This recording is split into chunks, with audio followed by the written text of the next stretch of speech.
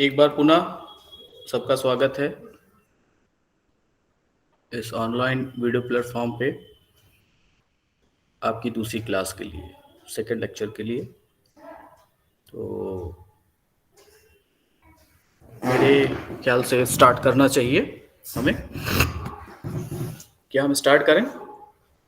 Yes sir. Okay. तो जैसा कि हमने कल डिस्कस किया और कल हमने बहुत सारी चर्चाएं करी फिजियोलॉजी टॉपिक पे। हमने थर्मो रेगुलेशन की स्टडी करी, हमने डाइजेशन की स्टडी करी और रेस्पिरेशन की स्टडी करी।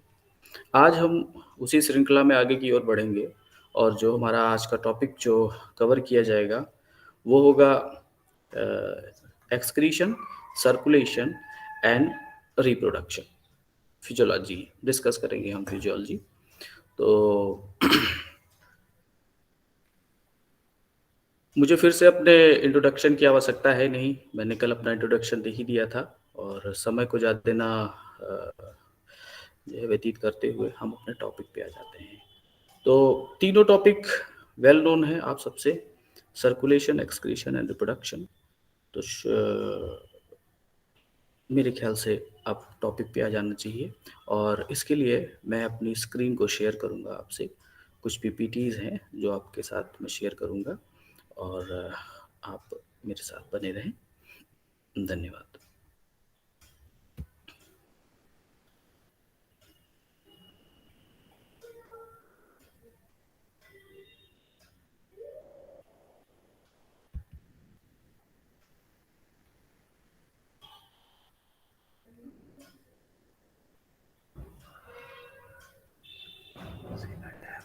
आपको स्क्रीन दिख रही है हमारी? Yes sir. तो हम जो है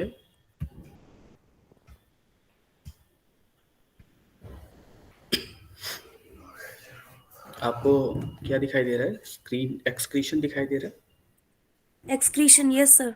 है? हाँ। तो हम कंटिन्यू करते हैं। तो टॉपिक में एंटर करने से पहले थोड़ा सा एक्सक्रीशन हम नजर डालेंगे कि एक्सक्रीशन है क्या। और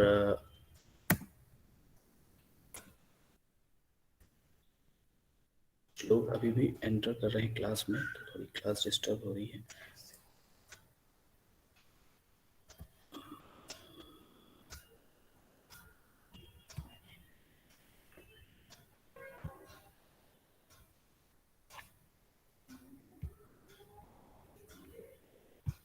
बेटा, तो एक्सक्रीशन को हम शुरुआत करते हैं, एक्सक्रीशन पे बात करते हैं। तो एक्सक्रीशन एक ऐसा प्रोसेस है जिसके थ्रू वेस्ट मटेरियल को, जो अनवांटेड मटेरियल हैं या एक्सेस ऑफ द मटेरियल हमारे बॉडी के होते हैं, वो हमें रिमूवल करना होता है, बॉडी से बाहर निकालना होता है, जो कि एक इम्पॉर्टेंट प्रोसेस है for the purpose of homeostasis.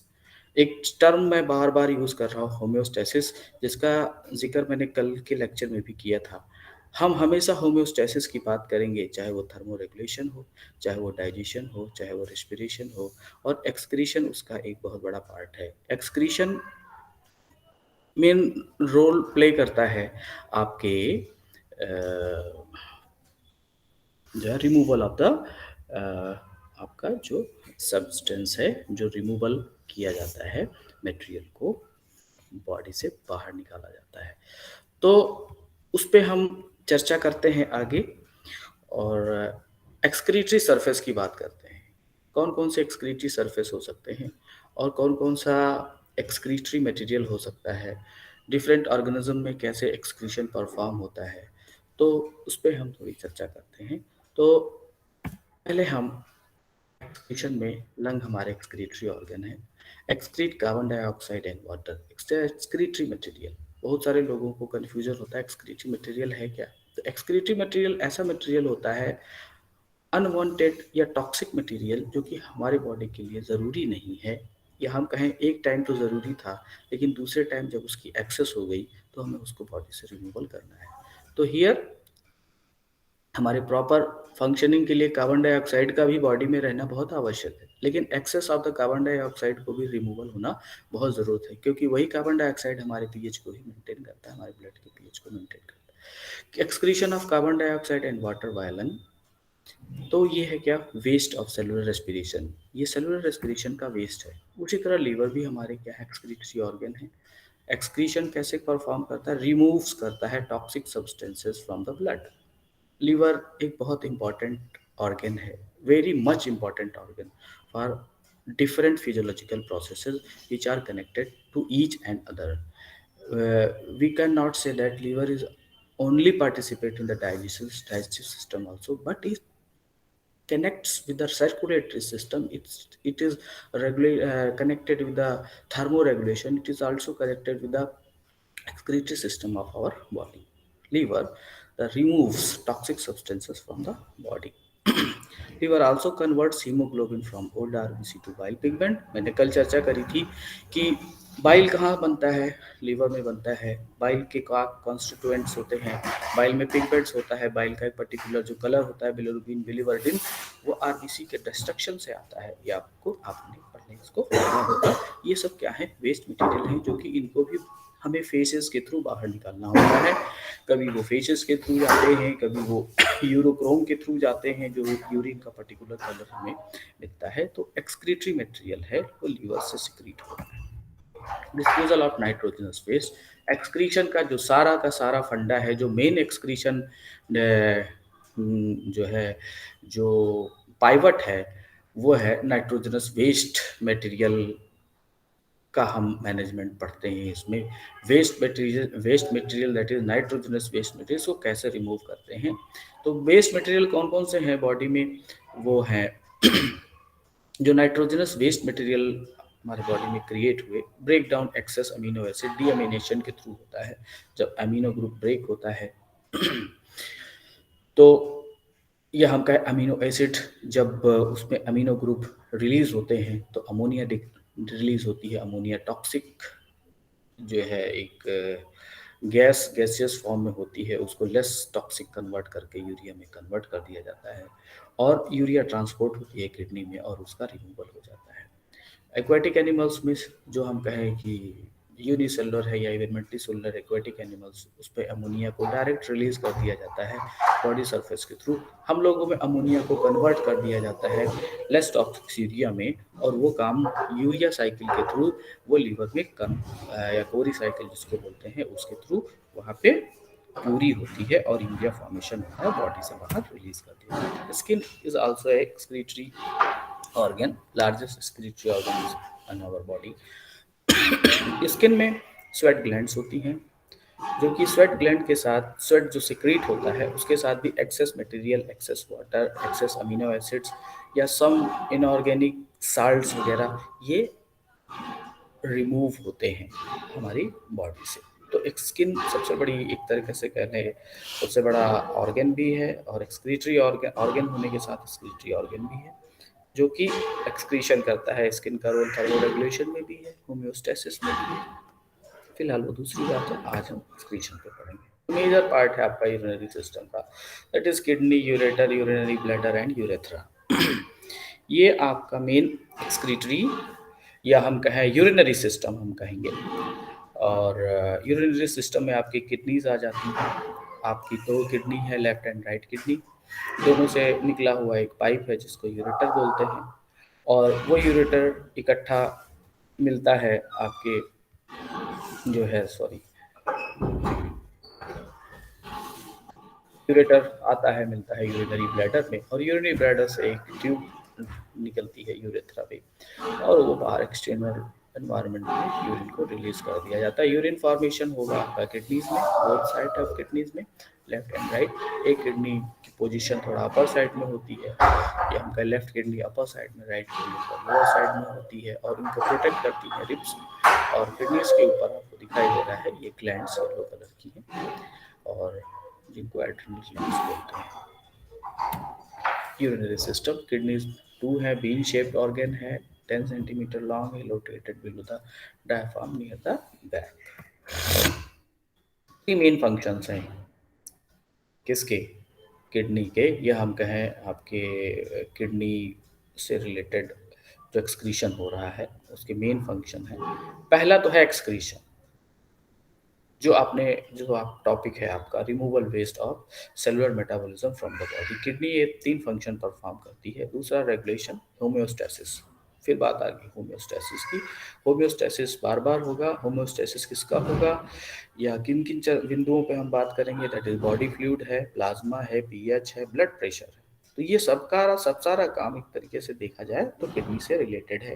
Regulation करती है, होम्योस्टेसिस करती है। Next secretion. सिक्रेशन में रेनिन एंड एरिथ्रोपोएटिन हार्मोन्स वगैरह भी सिक्रेट करती है, जो कि हीमोपोएसिस के लिए ज़रूरी है और ब्लड प्रेशर मेंटेनेंस के लिए ज़रूरी है। नेक्स्ट किडनी की, यह है किडनी का थोड़ा सा एनलार्ज रूप आप देख रहे हैं। और इसके डिफरेंट रीजन आपने बहुत छोटी क्लासेस से ही पढ़ते चले आए हैं। एक मेडुला होता है, दूसरा कॉर्टेक्स होता है, दो रीजन रीनल पिरामिड्स होते हैं, और एक बीन शेप स्ट्रक्चर है किडनी का, और डार्क ब्राउन और कलर से ये होती है। इसका इस डायग्राम में आपको वही दोबारा देखने को मिल रहा है। एक तरफ है कॉर्टेक्स, आउटर एरिया है, दूसरी तरफ है मेडुला जो इनर इनर एरिया है, मेडुला है। और कॉर्टेक्स और मेडुला के बीच में आप देख सकते हो यहाँ येलो कलर का ये कुछ बनाया गया है, और ये इसकी फंक्शनल यूनिट है जिसको हम नेफ्रॉन कहते हैं। नेफ्रॉन इसकी फंक्शनल यूनिट है किडनी की, that is urine formation nephron में ही होता है। और नेफ्रॉन की लोकेशन को मैं दिखा रहा हूँ, आप मेरे पॉइंटर या कर्सर को आप देख के यहाँ पे देख सकते हो कि 2 टाइप के नेफ्रॉन्स हैं। आगे हम उसकी चर्चा करेंगे।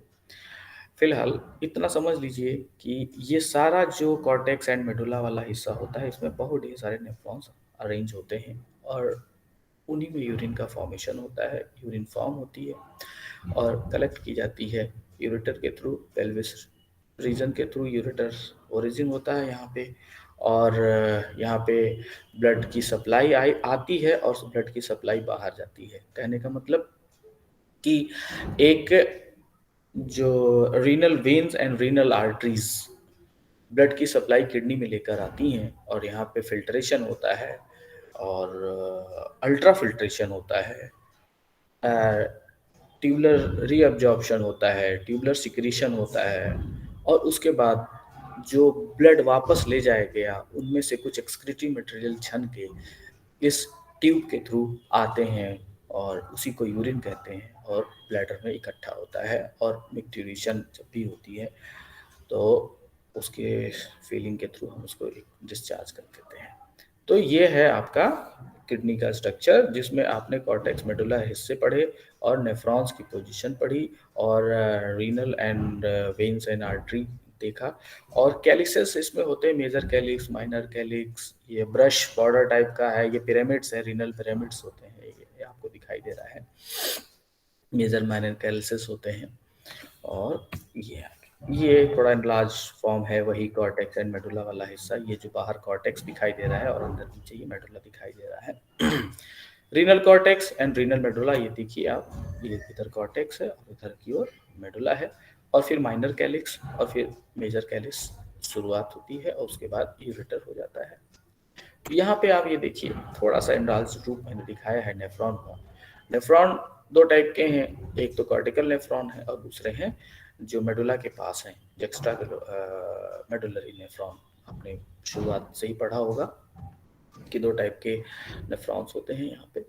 तो एक नेफ्रॉन अपर रीजन में है और दूसरे नेफ्रॉन डीपर रीजन में है, दैट इज कॉर्टिकल साइड में है, दूसरा मेडुलरी साइड में है। और नेफ्रॉन की यूनिट्स या नेफ्रॉन के डिफरेंट पार्ट अभी हम पढ़ेंगे, और उसके साथ कनेक्शन है ये कलेक्टिंग डक्ट का। ये सारी कलेक्टिंग डक्ट इकट्ठा होकर माइनर कैलिक्स में आती है। इनसे यूरिन जो बनता है, यहाँ जो नेफ्रॉन में जो यूरिन फॉर्मेशन हुआ वो यूरिन यहाँ कलेक्ट कर लिया जाता है। नेक्स्ट, ये है nephron proper. Kidney consist of microscopic structure called nephrons. Nephron क्या है? ट्यूबुलर फॉर्म है, ट्यूब्स हैं और बहुत इम्पोर्टेंट रोल होता है इनका यूरिन फॉर्मेशन में। तो इसके पार्ट्स आपने पढ़े हैं बहुत पहले से ही। प्रॉक्सिमल ट्यूब होती है, डिस्टल ट्यूब होती है, लूप ऑफ हेनले होता है, जो स्फेरिकल स्ट्रक्चर है ग्लोमेरुलस है, और बोमेन कैप्सूल जिसको हम बोलते हैं, और इसमें ग्लोमेरुलस है, एफरेंट आर्टीरियोल है, efferent arteriole. Afferent arteriole renal artery के थ्रू ब्लड आता है जो इस एरिया में सप्लाई होता है, और यहाँ से फिर एफरेंट लाती है ब्लड और इफरेंट ले जाती है ब्लड। कहाँ से? इस स्ट्रक्चर से। ये structure that is Bowman capsule से वापस की ओर ले जाती है। प्रॉक्सिमल ट्यूब्यूल है और ये डिस्टल ट्यूब्यूल है, और इन्हीं में सारा प्रोसेस होता है। ये देखिए एक चीज और, जो एफरेंट आर्टेरियोल जो इफरेंट आर्टेरियोल्स में कन्वर्ट हो जा रही है, वो जाके फिर जंक्शन बनाती है proximal and distal convoluted tubule के साथ, और यहाँ पे एक स्पेशल स्ट्रक्चर तैयार हो जाता है जिसको लूप ऑफ हेनले बोलते हैं। यहाँ पे कैपिलरी नेटवर्क ब्लड का भी तैयार हो जाता है, और इसमें फंक्शन होता है काउंटर करंट मैकेनिज्म, जो आप मैंने कल भी इसके बारे में थोड़ी चर्चा करी थी, आज भी इस पे चर्चा करूंगा। यूरिन फॉर्मेशन में बहुत हेल्प करता है काउंटर करंट मैकेनिज्म होता है। ये थोड़ा सा डिटेल स्ट्रक्चर यहाँ देख लें नेफ्रॉन का। ग्लोमेरुलस है, ए नेटवर्क ऑफ कैपिलरीज है, बोमेन कैप्सूल्स है। बोमेन कैप्सूल सराउंड करता है ग्लोमेरुलस के बाद ग्लोमेरुलस को, और फिर रीनल ट्यूब्यूल्स होते हैं। यहाँ देखिए ये ग्लोमेरुलस है, और ये बाहर की ओर जो कवरिंग है दैट इज बोमेन कैप्सूल्स है। ठीक है, देखिए ग्लोमेरुलस जो है और बोमेन कैप्सूल्स जो है ये डिफरेंट ओरिजिन है इनकी।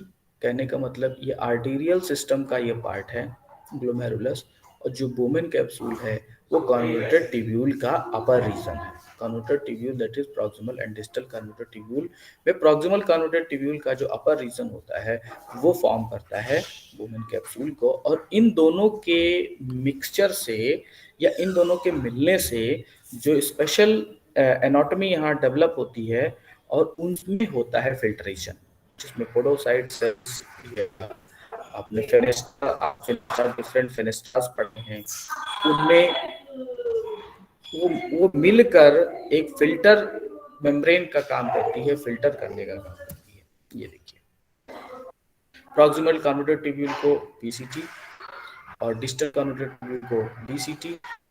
इसमें लूप होता है, इसको लूप ऑफ हेनले भी कहते हैं। नेफ्रॉन का लूप यू शेप का होगा, डिसेंडिंग और असेंडिंग लिम्स होते हैं इसमें। जो प्रॉक्सिमल कन्वोल्यूटेड ट्यूब्यूल होती है सबसे लंबी होती है, सबसे ज्यादा क्वाइल्ड होती है, और उसकी स्पेशल सेल्स होती हैं क्यूबाइडल एंड ब्रश बॉडी। इनको ज्यादा करना पड़ता है किसके लिए? एब्जॉर्प्शन के लिए, ट्यूबुलर एब्जॉर्प्शन के लिए और फ्लो को मेंटेन करने के लिए। डिस्टल कन्वोल्यूटेड ट्यूब्यूल की भी सेल्स क्यूबाइडल होती हैं, और इनमें मिनिमम माइक्रोविलाई होते हैं। जुक्स्टाग्लोमेरुलर apparatus।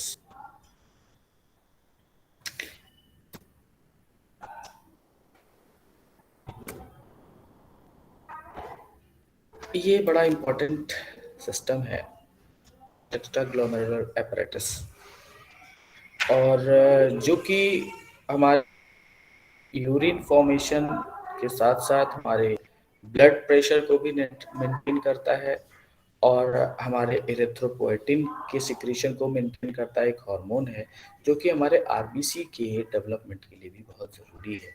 तो यहाँ पे हम थोड़ा सा रुक के डिटेल स्टडी करेंगे जुक्स्टाग्लोमेरुलर apparatus का मेन फंक्शन क्या क्या है। A group of spindle shape cell in area of afferent glomerular arterioles. जो एफरेंट आर्टेरियोल आती है ग्लोमेरुलर के पास, वहाँ की सेल्स की शेप स्पिंडल शेप की हो जाती हैं। वो स्पेशल सेल्स आपने पढ़ा होगा, मेकुला डेंसा सेल्स और डिफरेंट टाइप की सेल्स जो सिक्रेट करती हैं रेनिन को, increase renal blood flow. Renin क्या है? मेंटेन करता है ब्लड फ्लो को, प्रेशर को मेंटेन करता है। और सिक्रेट एरिथ्रोपोएटिन एक हार्मोन भी सिक्रेट करती है, जो कि हार्मोन है नेसेसरी है for the production of RBC from the bone marrow. Bone marrow वो मैसेज ब्लड के थ्रू चला जाता है, एरिथ्रोपोइटिन जाती है, और वहाँ पे red bone marrow and white bone marrow दो होते हैं। रेड बोन मैरो में हीमोपोएसिस कराता है, दैट इज मेच्योरेशन कराएगा, फॉर्मेशन कराएगा इसका, आरबीसी का। और कुछ और भी फैक्टर रेगुलेट करते हैं जो कि regulate the output of aldosterone. Aldosterone hormone है कि मिनरल एब्जॉर्प्शन के लिए कौन कौन से स्टेजेस हैं? फिल्ट्रेशन स्टेज,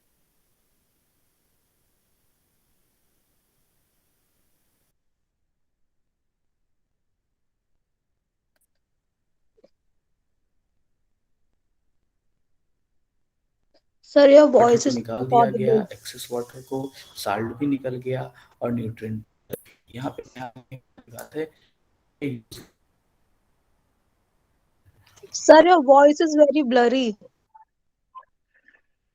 यस सर, आ रही है वॉइस? Network issue.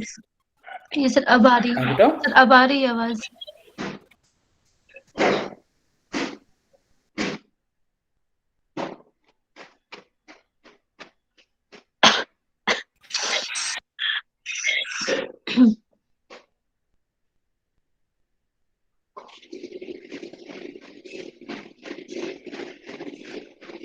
सर आवाज नहीं आ रही आपकी। सर का वीडियो भी आई थिंक नहीं चल रहा है।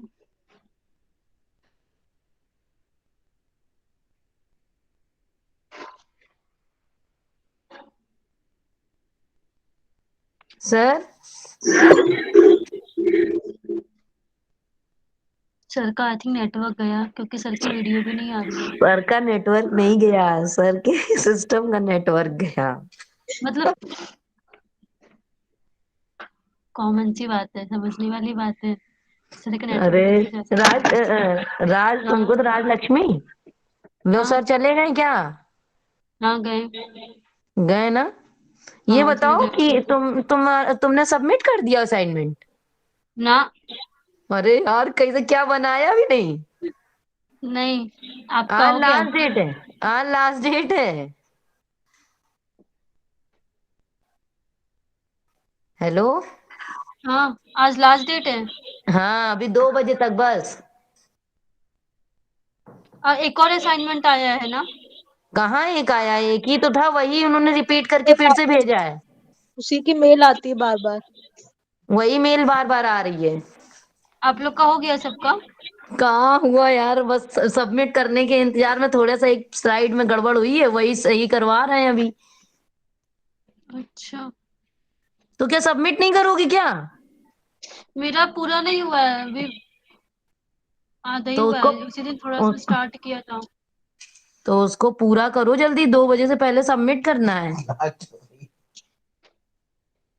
अच्छा ठीक है, करते हैं अभी। हाँ जल्दी करो। और कौन कौन है? अमृता तुम्हारा बन गया?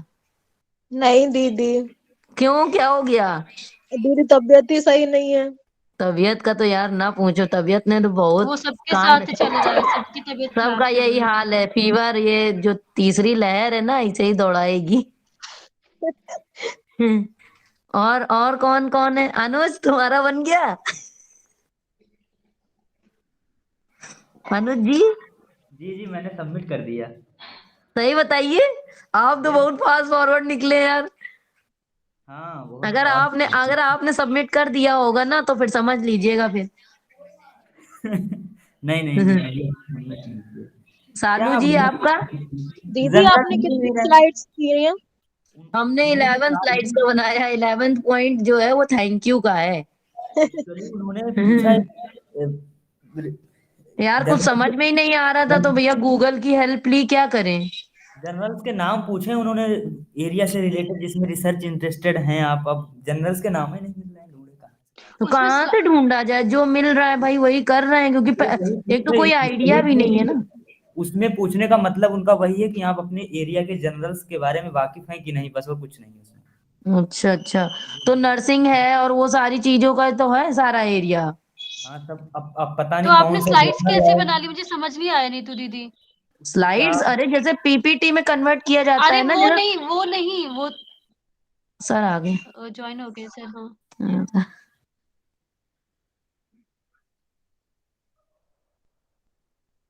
हेलो। Hello sir. ये सब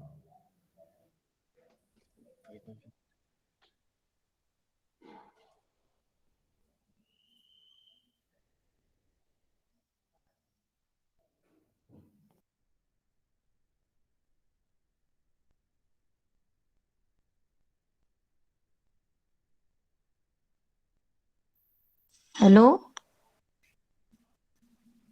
राजलक्ष्मी, हाँ अब बताओ क्या कह रही थी। सर गए क्या फिर से? हाँ हमें भी लग रहा, म्यूट तो दिखा रहा है सर का, नेटवर्क इशू है आई थिंक। हम्म। बताओ क्या कह रही थी।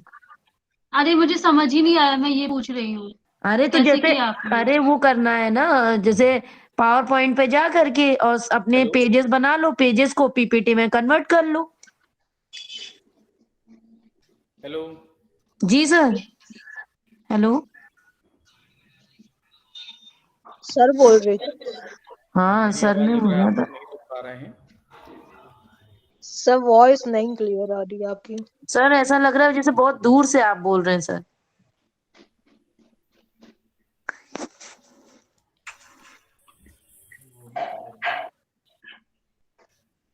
हेलो। Hello sir. हाँ, हाँ, मैं अब सुन जी पा रहा सर। हूँ आपको। हाँ, बिल्कुल। थोड़ा-सा नेटवर्क इश्यू हो गया था, इसलिए अनकन्वीनिएंट रहा आपके लिए। कोई नहीं सर, कोई नहीं। तो इसको हम कैरी ऑन करते हैं।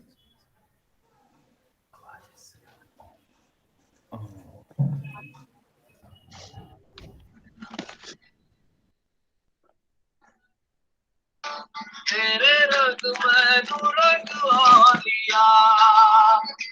म्यूट आपके द्वारा डायल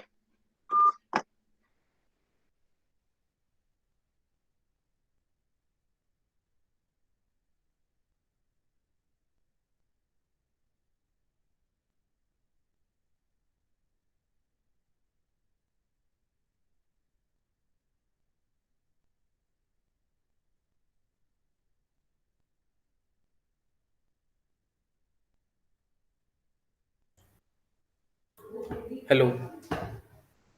यस सर। यस हाँ, सर। तो हम फिर से शुरू करते हैं। सर बट शो नहीं हो रहा है कुछ भी। हाँ आ गए सर आप। हाँ, तो मैं फिर से स्क्रीन शेयर कर रहा हूँ आपसे। जी जी। जी सर।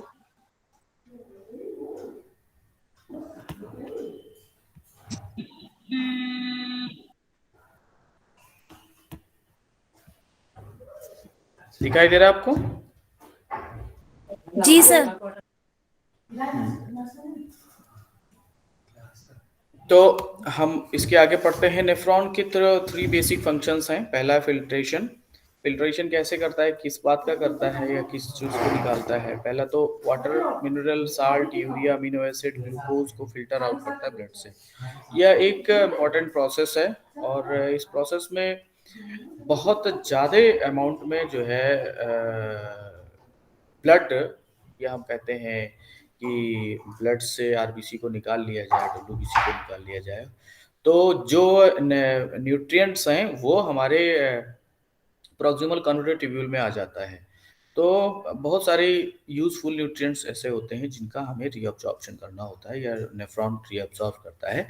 तो आप देखिए यहाँ पे यूरिया, वाटर, साल्ट, न्यूट्रिएंट्स, ये सारे जो है वो निकल के, या हम कहें इस प्रोसेस के थ्रू, जो यहाँ फेनेस्ट्रा होता है, जो पोडोसाइट सेल्स होती हैं, जो इसकी मेम्ब्रेन्स हैं, वो इनको फिल्टर करके जो है चीज़ों को अल्ट्रा फिल्ट्रेशन के थ्रू यूरिया, वाटर, साल्ट को, न्यूट्रिएंट्स को यहाँ पे इकट्ठा करती हैं।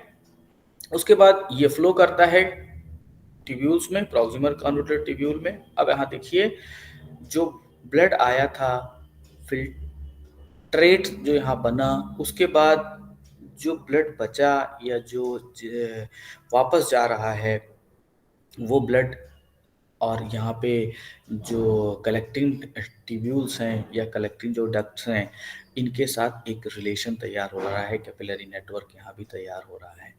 और जो कुछ भी यहाँ ज़्यादा एब्जॉर्व हो गया था, या हम कहें इम्पॉर्टेंट थिंग जो यहाँ पे एब्जॉर्व हो गई थी, उसको फिर से मिक्सअप कर दिया जाता है इसी ब्लड सर्कुलेटरी सिस्टम में, और वो वापस लेके फिर वेन लेकर चली जाती है।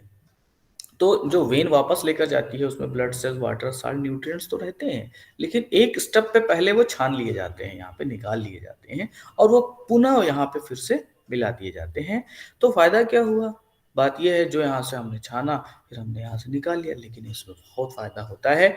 इसमें यूरिया निकल जाती है, इसमें एक्सेस वाटर निकल जाता है, एक्सेस न्यूट्रिएंट्स निकल जाते हैं, और बहुत सारी चीज़ें जो एक्सेस हैं वो निकाल दी जाती हैं, और फिर यूरिन यहाँ पे तैयार होता है। यूरिन बना एक्सेस वाटर एंड साल्ट्स के साथ। जो एक्सेस है वो उसको हमने बाहर निकाल दिया। अब देखिए फिल्ट्रेट जो बनता है, एक दिन में लगभग 170 से लेकर 180 लीटर पर डे बनता है, लेकिन ब्लड यानी इतना पंप करता है, इतना किडनी जो है आपकी फिल्ट्रेट निकाल लेती है एक दिन में 170 से 180 litre per day. Resemble blood plasma except RBC plasma protein. इसमें क्या नहीं होता? आरबीसी नहीं होते, प्लाज्मा प्रोटीन नहीं होती। गड़बड़ी यही होती है। अगर किसी ह्यूमन बॉडी में या कांस्टेंट ब्लड प्रेशर उसको हो, लगातार ब्लड प्रेशर रहे, तो उसके जो फेनेस्ट्रास होते हैं उसमें प्रेशर ज़्यादा होता है, और उसके पोडोसाइट्स जो फेनेस्ट्रास होते हैं उनकी सेल्स ये हम कहें उसका डायमीटर बढ़ जाता है, जिसकी वजह से आरबीसी भी छन के बाहर निकलने लगती है। प्लाज्मा प्रोटीन क्योंकि साइज में सारे बड़े होते हैं, तो ये भी छन के निकलने लगते हैं, और ब्लड में या आपका यूरिन में आरबीसी भी आने लगता है।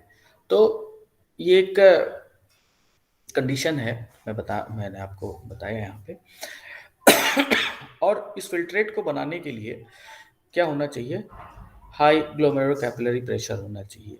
ब्लड प्रेशर होना तो चाहिए, लेकिन बहुत एक्सेस प्रेशर नहीं होना चाहिए। जो होना है आपका जो ब्लड प्रेशर है 120/80, और उसमें जो रीनल प्रेशर है वो उतना होना चाहिए, 70 से 80 जो भी है। हाई ग्लोमेरुलर ऑस्मोटिक प्रेशर होना चाहिए। देखिए कैपिलरी प्रेशर, ऑस्मोटिक प्रेशर और लो फिल्ट्रेट प्रेशर। फिल्ट्रेट का भी अपना प्रेशर होता है, जो फिल्ट्रेट बना है वो भी प्रेशर एक्सर्ट करता है। ऑस्मोटिक ब्लड का एक ऑस्मोटिक प्रेशर होता है, जिसको ऑस्मोलैरिटी जो प्रोटीन्स की वजह से होता है वो भी एक प्रेशर क्रिएट करता है। और ग्लोमेरुलर कैपिलरीज प्रेशर तो ये हाई है जो हार्ट क्रिएट कर रहा है, जो हार्ट जनरेट कर रहा है। अब देखिए रीअब्जॉर्प्शन हो रहा है। रीअब्जॉर्प्शन वही मैंने बताया कि सारी चीज़ें वेस्ट नहीं होती। 170 और 180 लीटर बनता तो है, लेकिन यूरिन देखा जाए तो दिन भर में कितना निकला? 4 या 5 लीटर ज़्यादा से ज़्यादा यूरिन निकलता है। डिपेंड करता है हमने कितना इनटेक किया है वाटर, और उसके साथ हमारी कंडीशन क्या है, फिजियोलॉजिकल कंडीशंस क्या हैं, बीमार हैं, कुछ उल्टा सीधा तो नहीं हुआ। तो रीअब्जॉर्प्शन हुआ, जो एक्सेस मटेरियल है वो एब्जॉर्ब जो इसेंशियल मटेरियल से वो एब्जॉर्ब हो गए।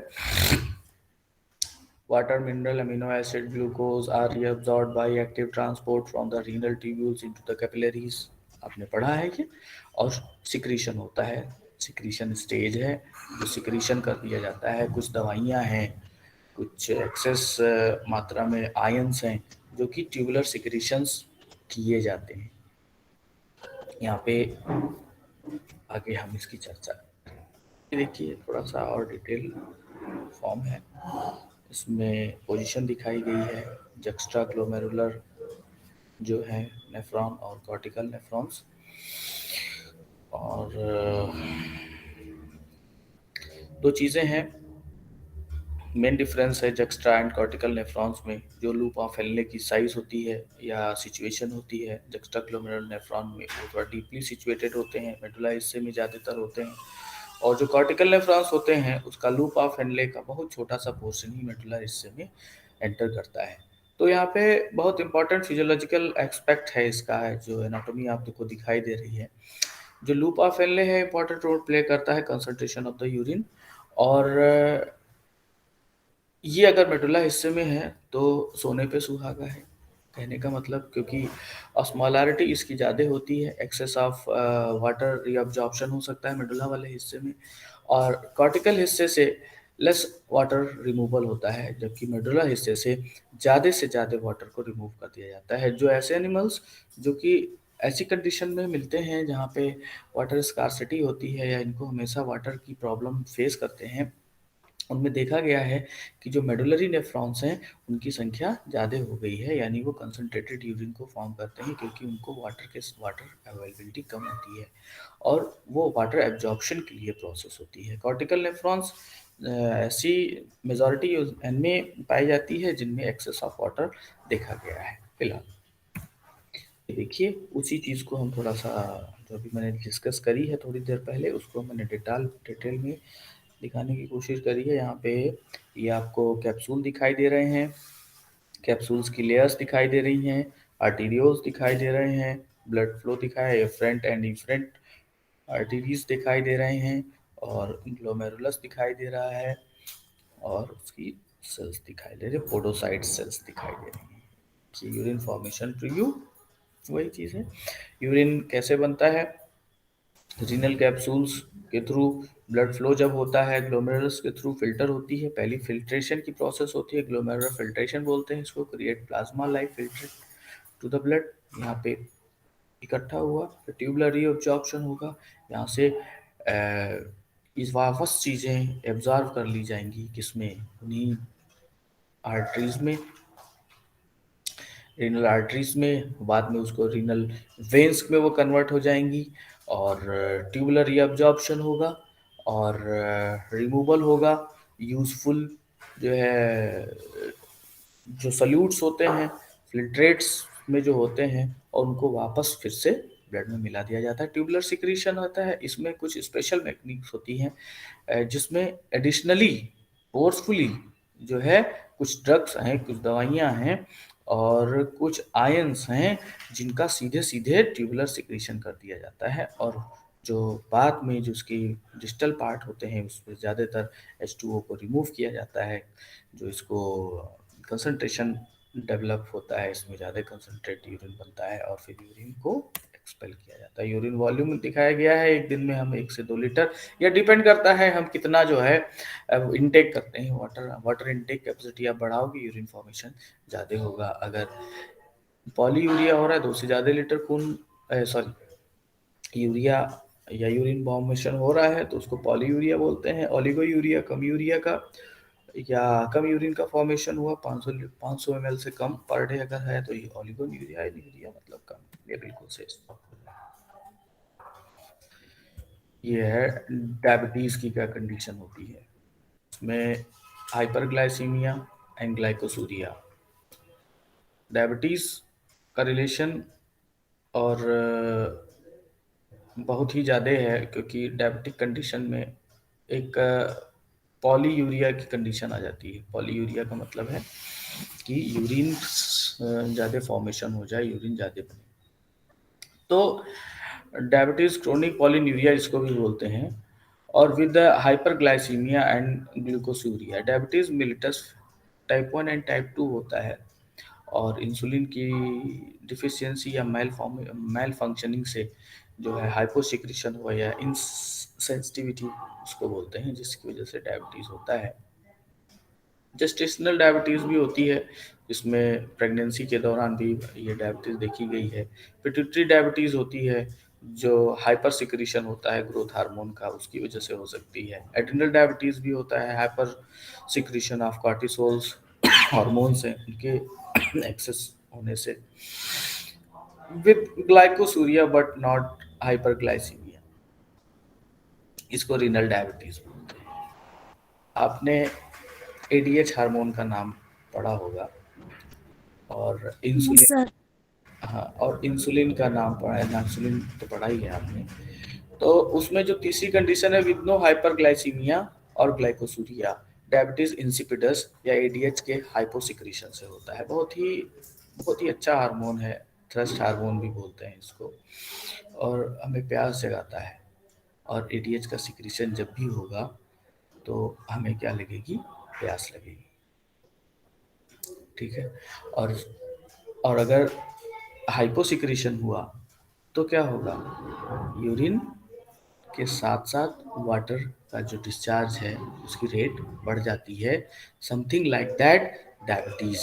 डायबिटीज़ में जो कैरेक्टरिस्टिक फीचर हैं वो कैरेक्टरिस्टिक फीचर एडीएच के इम्बैलेंस से आपको होने लगे और उस बीमारी को क्या बोलते हैं, डायबिटीज़ इंसिपिडस। और दूसरी तरफ यहाँ पे डायबिटीज़ क्या है, डायबिटीज़ मेलिटस है, यहाँ पे डायबिटीज़ मेलिटस है, बट यहाँ क्या है, डायबिटीज़ इंसिपिडस है।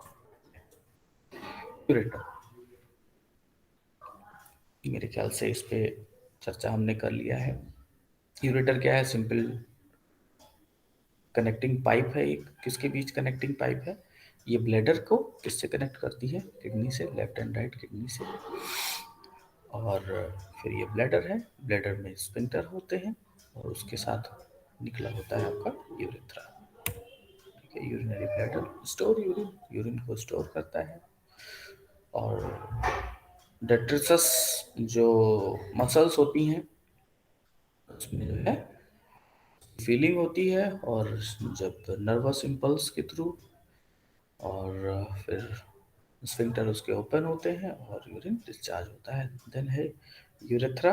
ये यूरेथ्रा तो आपको पता ही है, tube that carries urine from the bladder to the outside of the body. ये है होम्योस्टेसिस। फिर वही बात आ गई कि हमें किडनी जो हमारे काम करती है, क्या काम करती है, होम्योस्टेसिस का काम करती है, एसिड बेस बैलेंस करती है। ठीक है, kidney regulates pH, kidney also regulates, ये हम कहें mineral, ion concentration and water composition of the blood by exchanging hydronium ion and hydroxyl ion. The blood plasma is maintained by the kidney at pH 7.4. Urine become either acidic pH 5 or alkaline at pH 8. Water balance करती है, aldosterone secretion होता है, plasma volume को भी वो aldosterone, वही आपकी बात आ गई। फिर ये कॉर्टिकॉइड है, स्टेरॉइड हार्मोन है, कहाँ से सिक्रीट हुए, जोना ग्लोमेरुलोसा से, जो एड्रेनल कॉर्टेक्स से सिक्रेट हुए। और ये काम क्या करते हैं, diminishes the excretion of sodium ions and therefore water and stimulate the excretion of potassium ion by the kidney. कहने का मतलब है आयन के साथ में ये जितने भी ये कॉर्टिकॉइड्स हैं, या हम कहें जो मिनरलो कॉर्टिकॉइड्स हैं, ये मिनरल एब्जॉर्प्शन के मेटाबॉलिज्म के को रेगुलेट तो करते हैं, लेकिन साथ साथ में इनडायरेक्ट वे में वाटर की भी मेटाबॉलिज्म को, या हम कहें वाटर रेगुलेशन को भी ये रेगुलेट करते हैं। एडीएच हार्मोन, फिर से वही बात आ गई, वैसोप्रेसिन, जिसी को हम क्या बोलते हैं, थ्रस्ट हार्मोन बोलते हैं।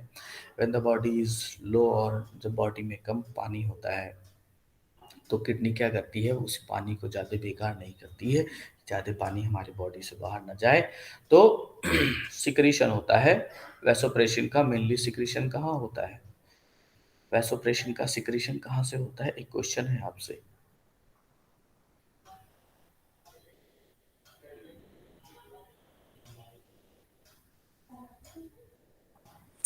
सर नीरो हाइपोफिसिस से। गुड। तो ऑस्मोटिक एक्टिविटी जो है इंक्रीज होती है, stimulate osmotic receptors in the hypothalamus, stimulation of posterior pituitary lobe activate the vasopressin and increase collecting duct permeable to water, reabsorb होता है और hypertonic urine होती है।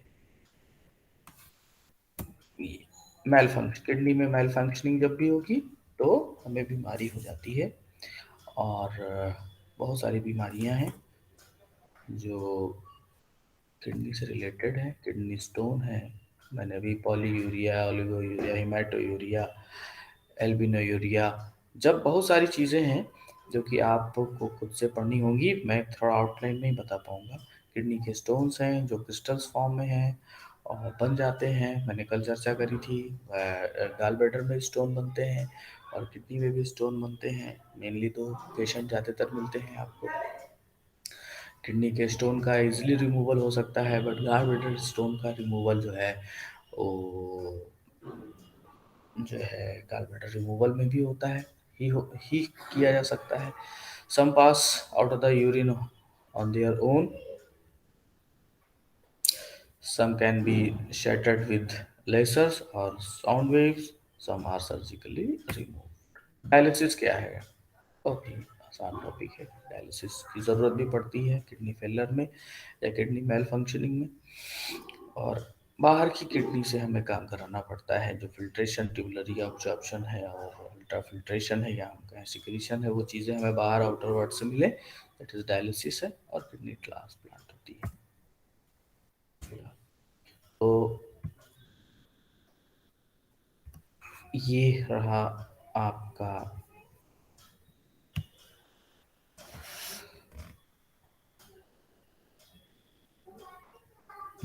Topic excretion. बेटा इसमें हम बहुत सारी चीज़ों को मैं नहीं बता पाया, और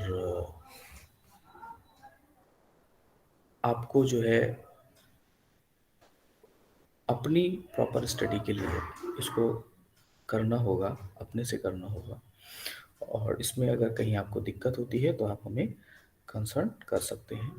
तो हम अपने दूसरे मूव कर रहे हैं, और क्या मूव किया जाए दूसरे टॉपिक पे? Yes sir. Yes sir. ठीक है, ओके, थैंक यू। तो हम दूसरे टॉपिक पे मूव कर रहे हैं। 1 मिनट का मुझे समय दीजिए, आधा मिनट का।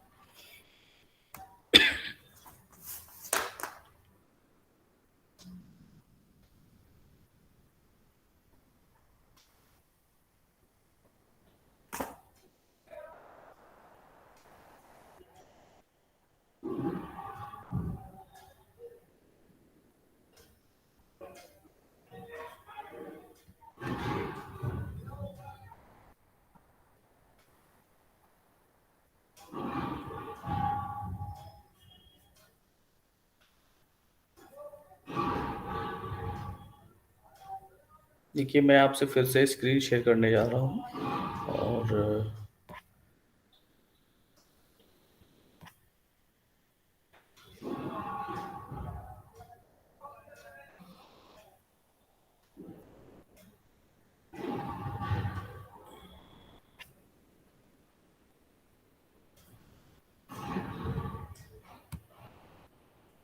आपको कुछ दिखाई दे रहा है? Yes sir. बेटा नेक्स्ट है आपका सर्कुलेटरी सिस्टम। तो ये सब सिस्टम आपने बहुत पहले से ही पढ़ा है, इसको हम रिवाइज कर रहे हैं। रिवाइज इसलिए कर रहे हैं क्योंकि रिसर्च वर्क में आपको ये हेल्प करने वाला है, और इतने तक ही नहीं रहना है, इससे बहुत बियॉन्ड आना है आपको।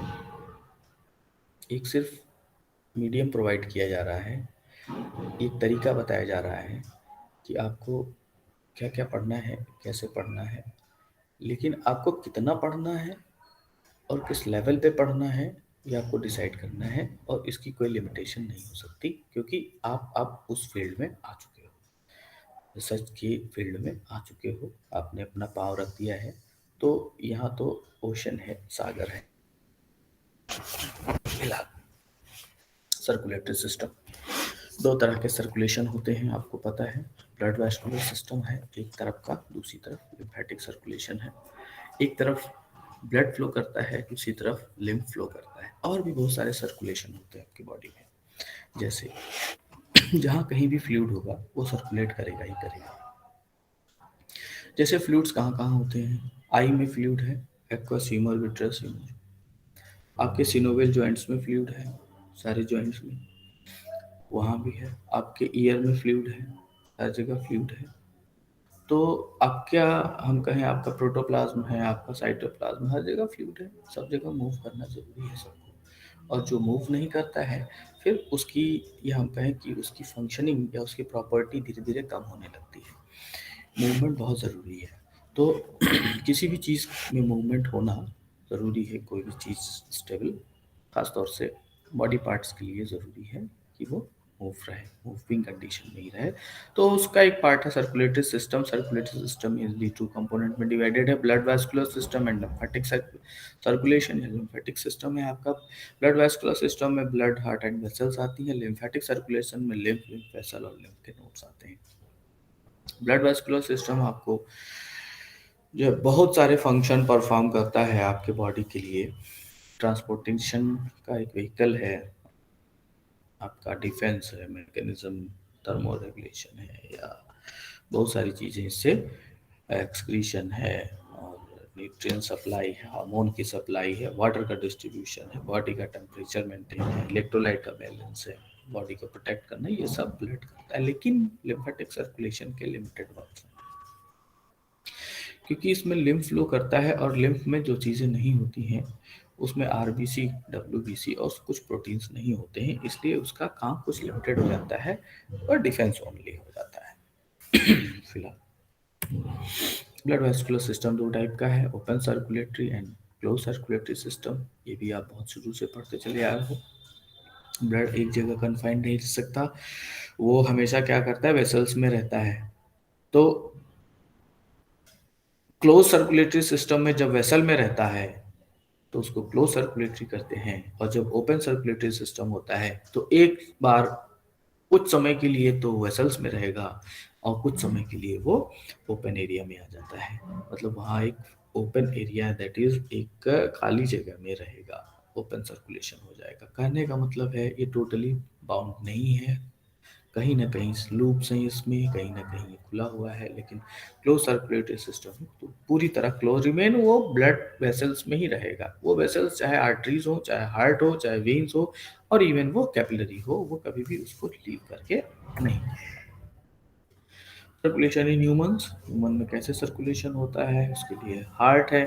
हार्ट एक मस्कुलर ऑर्गन है, कंडक्टाइल ऑर्गन है, आर्टरीज होती हैं, पंप वेन्स होती हैं जो आर्टरीज में वो पंप करता है ब्लड को, और उसकी फाइनल ब्रांचेस आर्टेरियोल्स में डिवीजन हो जाता है।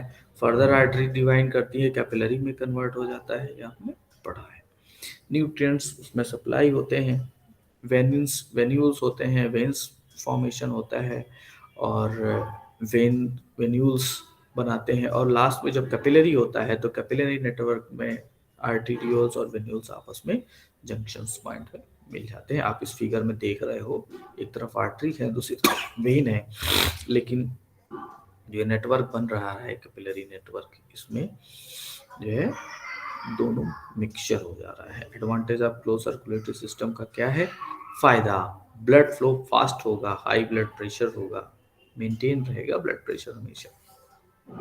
दूसरी तरफ ओपन में ऐसी चीजें नहीं होती हैं। ब्लड में कंटेंट की बात करें,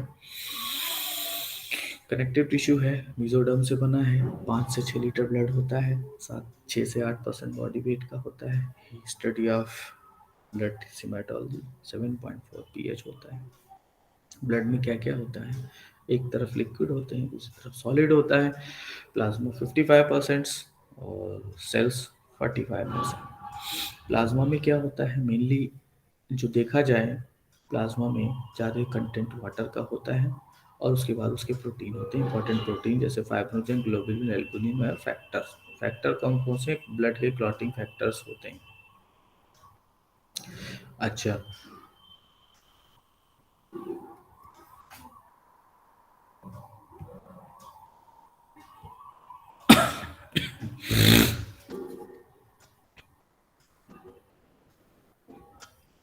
और सॉल्यूट्स होते हैं कुछ उसमें, जैसे नाइट्रोजन कंटेंट होगा, उसमें ग्लूकोज भी होगा, amino acid, fatty acid, glycerol, nitrogen space जो भी चर्चा हमने करी, urea, uric acid, ammonia, creatinine, ये सब नाइट्रोजन है। सब में कोई कम टॉक्सिक है, कोई ज़्यादा टॉक्सिक है, कोई बहुत लीस्ट टॉक्सिक है।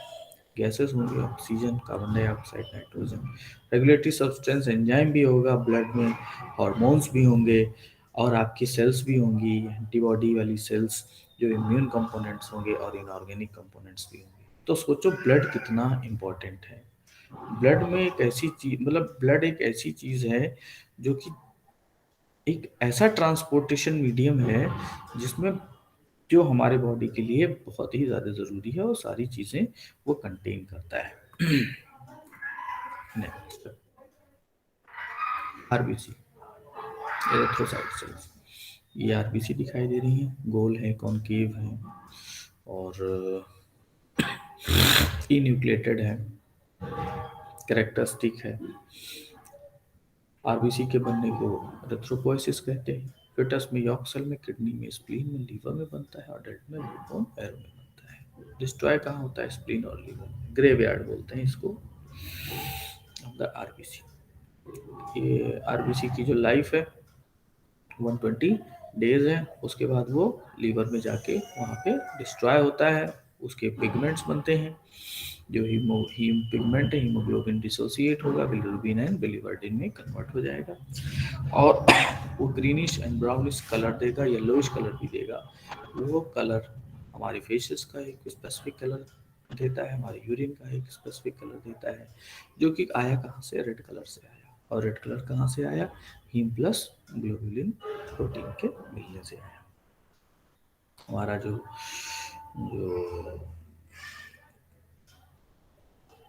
फंक्शन है, ये इसकी प्रॉपर्टी है या हम कहें फंक्शन कह लें, ट्रांसपोर्ट करता है और गैसियस ट्रांसपोर्टेशन में पीएच को मेंटेन करने में दिखाई 120 days of duration about।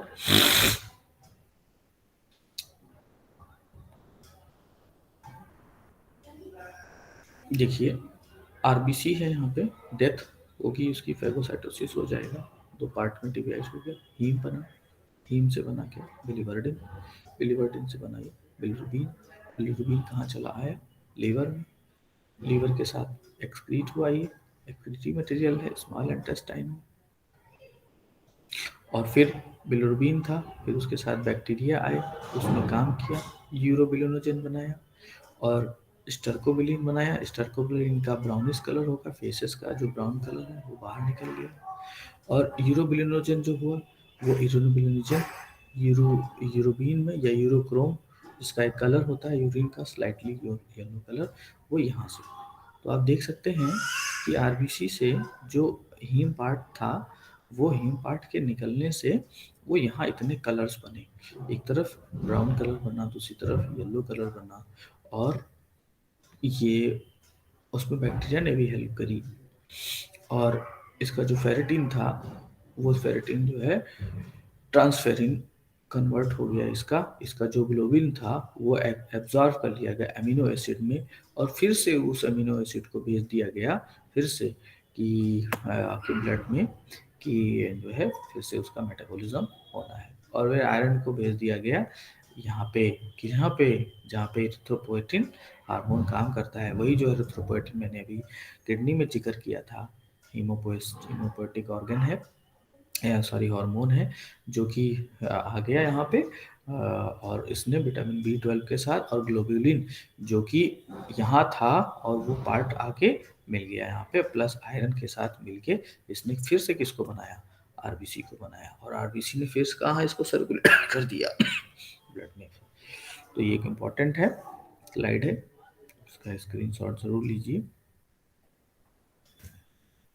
White blood का करते हैं, न्यूक्लिएटेड होते हैं, कलरलेस, जबकि ई न्यूक्लिएटेड आरबीसी होते हैं। लेकिन डेवलपमेंटल पीरियड में पहले उसमें न्यूक्लियस होता है, बाद में ई न्यूक्लिएटेड हो जाते हैं।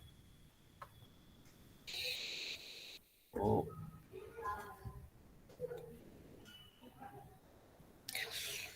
White blood cells, leukocytes, colourless, nucleated, amoeboid, phagocytic होती हैं। डायपेडेसिस मैकेनिज्म है जिसके थ्रू ब्लड वेसल से वो मूव करके हमारे रिक्वायर्ड एरिया में पहुंचते हैं और काम करते हैं। काम क्या करेंगे? फाइगोसाइटिक काम करेंगे, डिफेंस करेंगे। डब्ल्यूबीसी काउंट दिखाया गया है कितनी होती है, लाइफ स्पान 3 to 4, लेकिन आरबीसी की लाइफ स्पान ज़्यादा है, इसलिए कम है।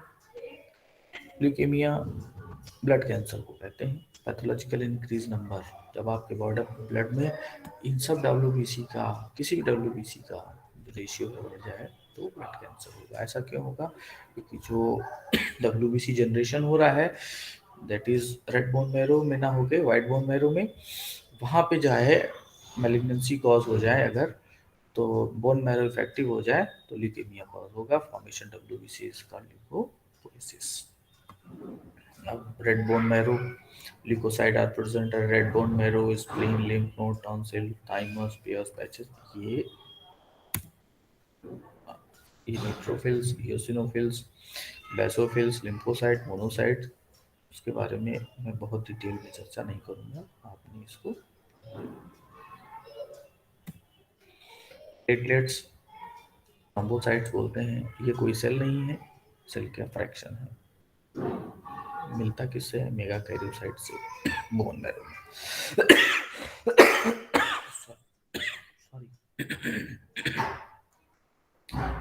नॉन न्यूक्लिएटेड है, राउंड है, बाइकॉन्वेक्स, स्मॉलेस्ट एलिमेंट है ये जो है क्लॉटिंग के लिए बहुत ज़रूरी है। प्लेटलेट्स जो होता है ब्लड क्लॉटिंग में इंपॉर्टेंट रोल प्ले करता है। सबसे पहला काम है डिस्ट्रीब्यूशन, हर जगह को सैचुरेट करता है, जहाँ जिस तत्व की आवश्यकता होती है या गैस की आवश्यकता है, फूड की आवश्यकता है, हार्मोन, एंजाइम्स, किसी की भी आवश्यकता है, तो वो डिस्ट्रीब्यूशन करता है, ट्रांसपोर्ट करता है, प्रोडक्शन ऑफ एंटीबॉडीज करेगा, डिफेंस मैकेनिज्म के थ्रू थर्मोरेगुलेशन भी करेगा, प्रिवेंशन ऑफ वाटर लॉस करेगा, प्रोटेक्शन कराएगा, ऑस्मोटिक बैलेंस भी बनाएगा। क्योंकि ऑस्मोटिक बैलेंस क्या होता है कि कुछ प्रोटीन होते हैं ब्लड में, ग्लोबुलिन और ढेर सारे प्रोटीन होते हैं जो कि ब्लड प्रेशर को मेंटेन रखते हैं। क्लॉटिंग ऑफ ब्लड, देखिए इसमें जो है किस तरह से क्लॉटिंग शुरुआत होती है।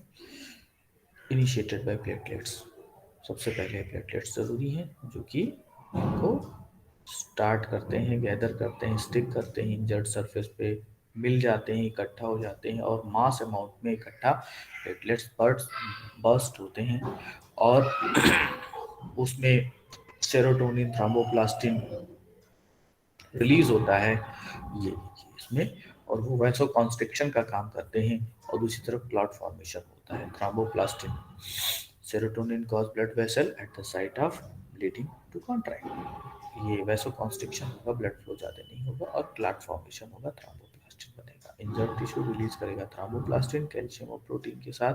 प्रोथ्रोम्बोकाइनेज जो एक्टिव होगा, प्रोथ्रोम्बोकाइनेज, वो जो है प्रोथ्रोम्बिन को थ्रोम्बिन में कन्वर्ट कर देता है। लेकिन ये प्रोथ्रोम्बोकाइनेज कब आया? जब प्लेटलेट्स ब्रस्ट हुए प्लेटलेट फैक्टर 3 के साथ और कैल्शियम आयन के साथ प्रोथ्रोम्बोकाइनेज बना और वो प्रोथ्रोम्बिन को थ्रोम्बिन में कन्वर्ट कर दिया।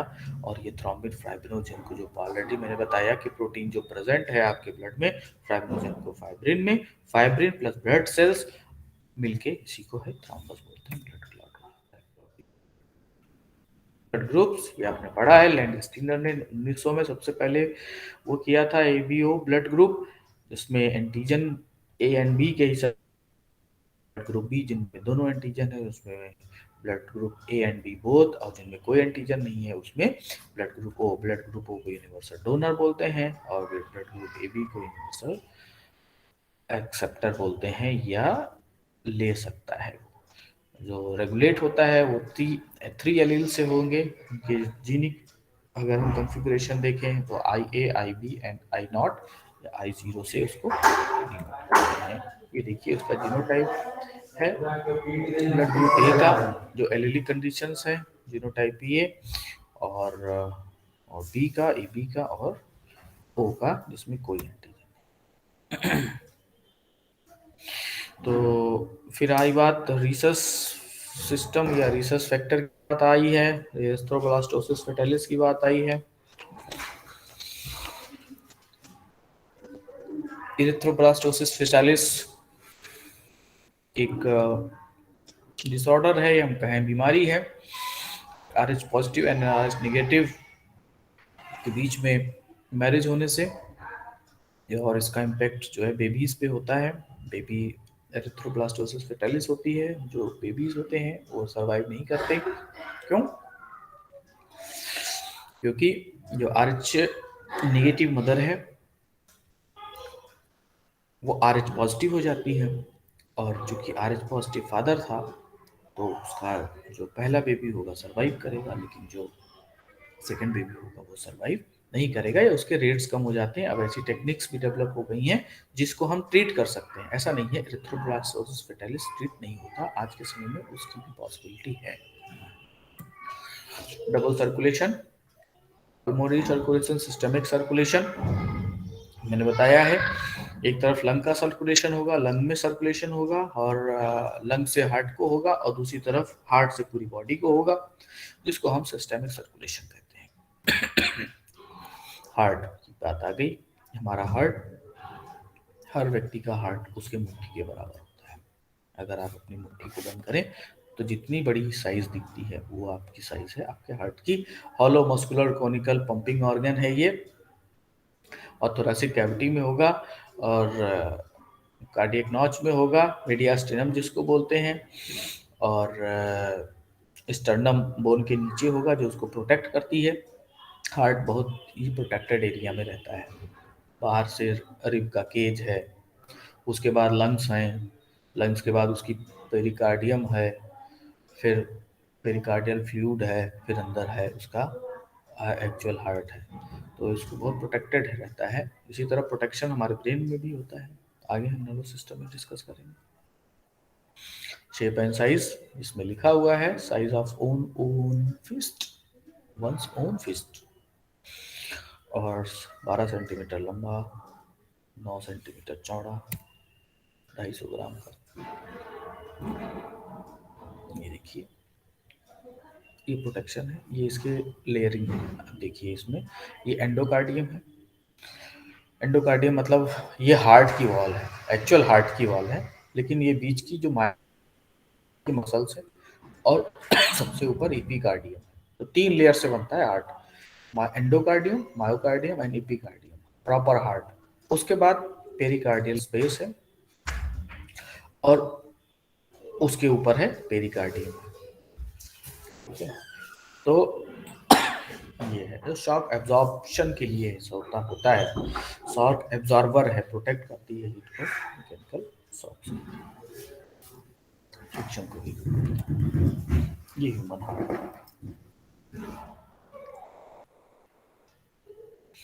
इसमें आप 4 चैम्बर्ड हार्ट है, 2 ऑरिकल 2 वेंट्रिकल। एक तरफ प्योर ब्लड है, दूसरी तरफ इम्प्योर ब्लड है, या ऑक्सीजनेटेड डीऑक्सीजनेटेड भी कह सकते हैं। और एक्सटर्नल स्ट्रक्चर है, चैम्बर, वही बात आ गई। चैम्बर में 4 चैम्बर है, 2 atria and 2 ventricles. Atria ventricles में ग्रुप्स होते हैं, कोरोनरी सल्कस इसको बोलते हैं, और 2 वेंट्रिकल्स सेपरेट होते हैं एंटीरियर और पोस्टीरियरली, जो इंटरवेंट्रिकुलर सल्की बोलते हैं। एट्रिया ऊपर का है, वेंट्रिकल नीचे वाले हैं। एट्रिया अपर चैम्बर है जो कि 2 पार्ट में होगा, लेफ्ट एंड राइट। इसी तरह वेंट्रिकल भी 2 पार्ट में होंगे, लेफ्ट एंड राइट।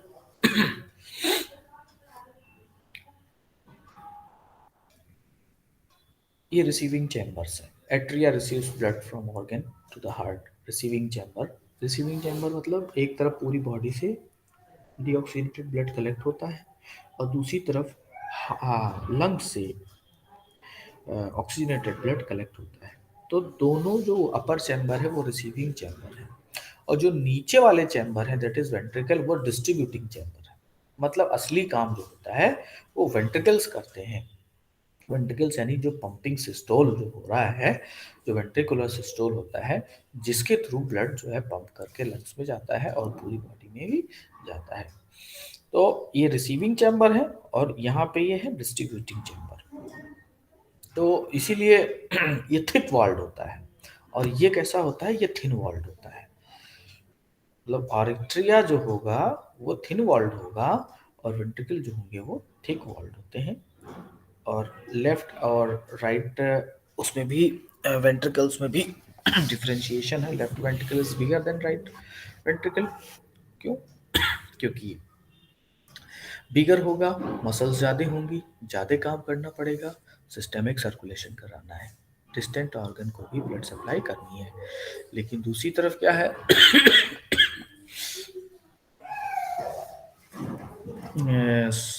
दूसरी तरफ क्या है, डिस्ट्रीब्यूटिंग चैम्बर है, राइट वेंट्रिकल्स को जो है ये पंप करता है पूरे जो है ऑक्सीजनेटेड ब्लड पूरी बॉडी को पंप करता है। Blood supply of the heart to coronary artery है, base of the aorta, left and right, जो फ्रेश ऑक्सीजनेटेड ब्लड को हमेशा सप्लाई करती हैं। ये देखिए जो है कोरोनरी आर्टरी है। कोरोनरी आर्टरी में जो है ब्लैक अगर इकट्ठा हो गया तो डिजीज कॉज होती है, बहुत ही रिस्की होता है। कोरोनरी वेन्स है, डीऑक्सीजनेटेड ब्लड को कैरी करती हैं, ले जाती हैं, आर्टरीज प्योर ब्लड को लेकर आती हैं। Bionic connection, internal structure of the heart, मेरे ख्याल से आपने ही पढ़ा होगा।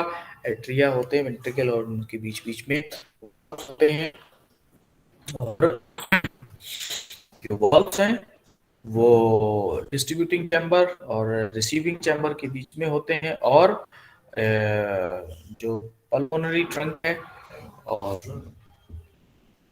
जो एओर्टा है उसके बेस में भी होते हैं। तो इसका थोड़ा सा हम वाल्व्स के बारे में डिस्कशन करेंगे। ये एट्रिया,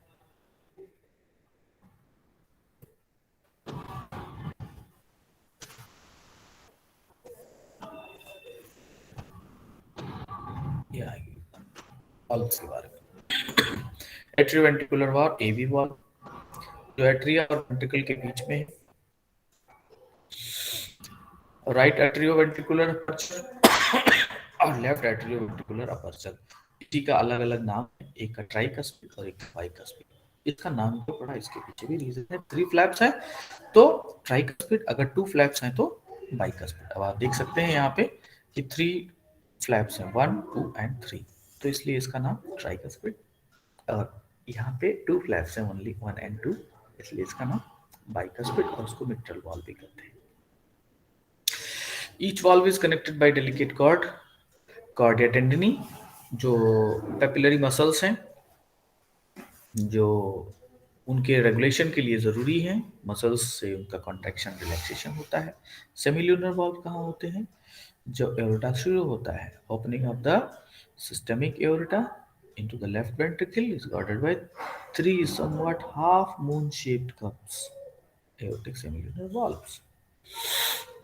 ये देखिए 1, 2 and 3 and 1, 2 and 3, 3 valves हैं, तो 3 semilunar valves। यहाँ भी 3 है, यहाँ भी 3 है, 3 semilunar valves हैं। कार्डियक साइकिल,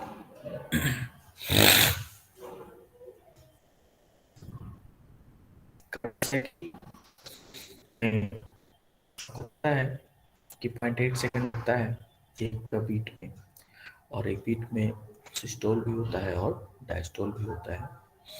सिस्टोल और डायस्टोल का अगर हम बंटवारा कर लें टाइम पीरियड्स के हिसाब से, तो 0.1 सेकंड जो होता है एट्रियल सिस्टोल होता है, और 0.3 सेकंड जो होता है वो वेंट्रिकुलर सिस्टोल होता है, और फिर उसके बाद ज्वाइंट डायस्टोल होता है जो 0.4 का होता है। तो 0.4 को, 0.3 को एंड 0.1 को अगर जोड़ दें तो 0.8 सेकंड एक कंडीशन दी जाती है कार्डियक साइकिल के लिए। तो कॉन्ट्रैक्शन होगा तो सिस्टोल बोलेंगे, अगर डिलेशन होगा तो उसको डायस्टोल बोलेंगे। हार्ट एक ही समय काम कर रहा है, एक तरफ कांटेक्ट कर रहा है, बाद में वही रिलैक्स भी करता है। 1 कंप्लीट सिस्टोल एंड डायस्टोल, उसी को हम हार्ट बीट भी कहते हैं और उसी को हम कार्डियक साइकिल भी कहते हैं। फेज 1 में क्या होना है, कॉन्ट्रैक्शन होना है, एट्रिया साथ साथ कॉन्ट्रैक्ट करेगा, एवी वाल्व्स कंप्लीटली ओपन होंगे और बोथ वेंट्रिकल में ब्लड चला जाएगा, मतलब वाल्व्स खुल जाएंगे। कौन से, सेमिलुनर वॉल्व खुल जाएंगे, एट्रिया साथ साथ कॉन्टैक्ट किए।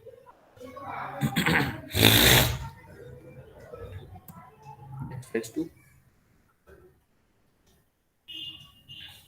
फेज 2 में क्या है कि वेंट्रिकुलर सिस्टोल होगा, वेंट्रिकल साथ साथ क्या करेंगे, सिस्टोल करेंगे, लेकिन एट्रिया क्या करेगा, इस समय रिलैक्स करेगा। तो बाइकस्पिड और ट्राइकस्पिड वाल्व क्या होंगे, खुलेंगे।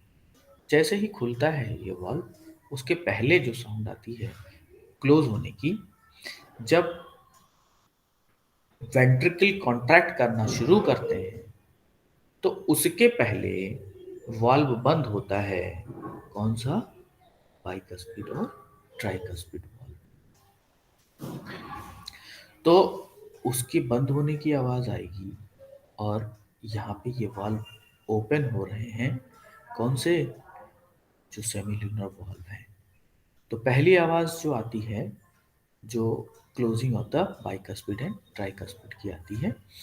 और फिर सेकंड में यही हमने देखा कि वेंट्रिकुलर सिस्टोल होता है, एट्रिया रिलैक्स करते हैं, बाइकस्पिड ट्राइकस्पिड वाल्व जो है तेजी से बंद होता है। क्यों, क्योंकि ब्लैक फ्लो नहीं होना है। फर्स्ट साउंड आती है, दैट इज लव की। उसके बाद प्रेशर बढ़ेगा वेंट्रिकल में, ब्लड को पंप किया जाएगा, आपकी अपर एरिया में जाएगा वो, और जब वेंट्रिकुलर सिस्टोल कंप्लीट हुआ तो फिर बैकवर्ड फ्लो ना होने पाए ब्लड का, इसलिए फिर से सेमिलुनर वाल्व क्लोज होते हैं और पहली बार क्लोज होंगे अभी। तो सेमिलुनर वाल्व के क्लोज होने से वो डायस्टोल, वेंट्रिकुलर रिलैक्स ना, वेंट्रिकल से रिलैक्स ना, किसमें, ज्वाइंट डायस्टोल। और उसी समय सेकेंड हार्ट साउंड आती है, दैट इज डब की, for the closing of the semilunar valves. Close, सारे वाल्व क्लोज हो रहे हैं साथ साथ में, मतलब दोनों चैम्बर की, एक तरफ जो है जो सिस्टमिक सर्कुलेशन है और दूसरी तरफ जो पल्मोनरी सर्कुलेशन है, या हम कहें कि जो एओर्टा है, और इधर जो deoxygenated blood and oxygenated blood का जो बंटवारा है, उसके साथ में उसका जो बेस है, सेमिलुनर वाल्व जहाँ से शुरू हो रहे हैं या जहाँ लगे हुए हैं, उनके क्लोज होने से ये साउंड आती है।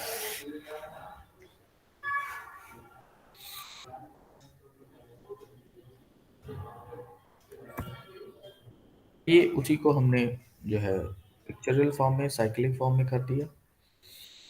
जो है पहली स्टेज आती है एट्रियल सिस्टोल शुरू होता है ऐसे नोट के एक्टिव होने से, फिर एट्रियल सिस्टोल एंड होगा, फिर वेंट्रिकुलर सिस्टोल शुरू होगा, वेंट्रिकुलर सिस्टोल जब स्टॉप हो जाएगा तो वेंट्रिकुलर डायस्टोल शुरू होगा, फिर डायस्टोल वो कंप्लीट होगा यहाँ पे। तो यहाँ से शुरू हुआ, एट्रियल सिस्टोल शुरू हुआ, फिर एट्रियल सिस्टोल यहाँ कंप्लीट हुआ, फिर वेंट्रिकल सिस्टोल हुए, वेंट्रिकल सिस्टोल कंप्लीट हुआ, फिर वेंट्रिकल डायस्टोल हुआ, ज्वाइंट डायस्टोल हुआ।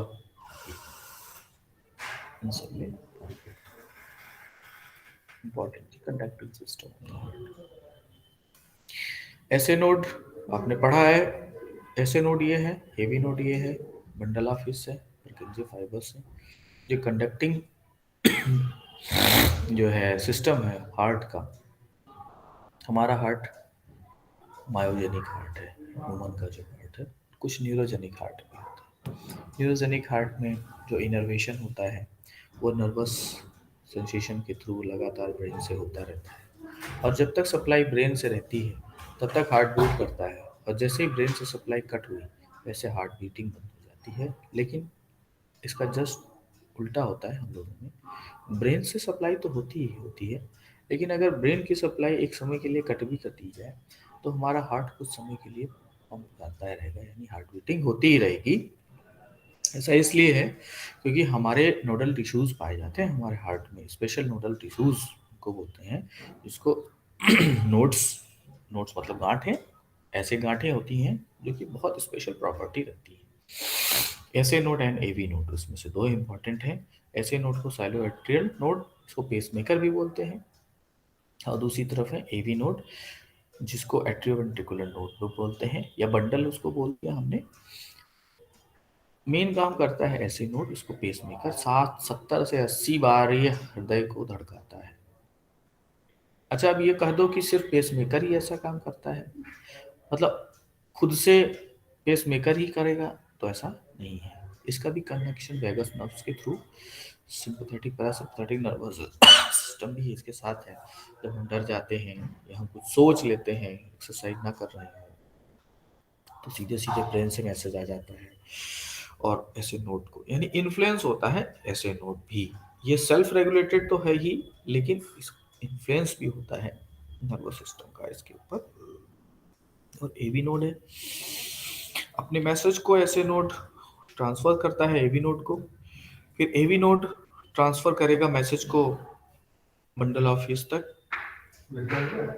और कंडक्टिंग सिस्टम के थ्रू, और फिर बंडल ऑफ ह्यूज से ये बाइफर्केशन हो गया, और लास्ट में परकिंजे फाइबर्स होते हैं जो कि मैसेज को पूरी तरह स्प्रेड कराते हैं। ऐसे नोट 70 से 80 बार एक मिनट में जो है मैसेज को कन्वे करता रहता है, और मैसेज एक साथ कन्वे किए जाते हैं एट्रिया को। तो ऐसे नोट का जब मैसेज स्प्रेड होता है, तो एट्रिया साथ साथ कॉन्ट्रैक्ट करते हैं, और जब उसमें से एक इम्पल्स इतनी स्ट्रांग होती है, तो हिट कर देती है एवी नोड को। तो यहाँ पे देखिए, एक बार ओरिजिन हुई इम्पल्स की, ओरिजिन पूरी स्प्रेड हुई एट्रिया पर, और उसमें से एक इम्पल्स इतनी स्ट्रांग थी जो कि एवी नोड को हिट किया। तो इस समय जो एट्रिया है कॉन्ट्रैक्ट कर जाएगा, और मैसेज इसको दे दिया जाएगा एवी नोड को। एवी नोड ने अपना काम शुरू किया रिले रेस की तरह, एक आता है दूसरे को देता है, दूसरा तीसरे को देता है, तीसरा चौथे को मैसेज ट्रांसफर। तो फिर यहाँ पे वो मैसेज लिया जाएगा, दैट इज एवी नोड जैसे ही रिसीव करेगा, यानी शुरुआत किसकी हो जाएगी, कंट्रैक्शन की। कौन से कंट्रैक्शन की, वेंट्रिकुलर कंट्रैक्शन की। ऐसे नोड बीट किया तो एट्रिकुलर सिस्टोल हुआ, और एवी नोड मैसेज को लिया तो वेंट्रिकुलर सिस्टोल होगा, और उसके बीच में डायस्टोल भी होता है। मैंने क्या मतलब है, ये स्प्रेड होता है। यह conducting system of the heart कि कैसे कंडक्शन होता है, इंटरनोडल पाथवे ऐसे नोड है, एवी नोड्स हैं, कैसे उसको मैसेज को आगे की तरफ।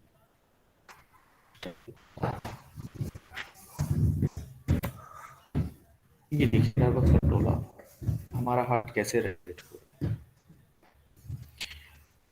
आपकी हार्ट बीट जो है वो 1 मिनट में 72 बार आइडियल कंडीशन है, 72 टाइम्स। लेकिन आज के डेट में अगर आप किसी रिसर्च करो और अपने एरिया में आप देखो, अपनी फैमिली में, अपने फ्रेंड्स में, अपने कलीग्स में जाकर देखो, तो उनकी हार्ट बीट हमेशा बढ़ी रहती है।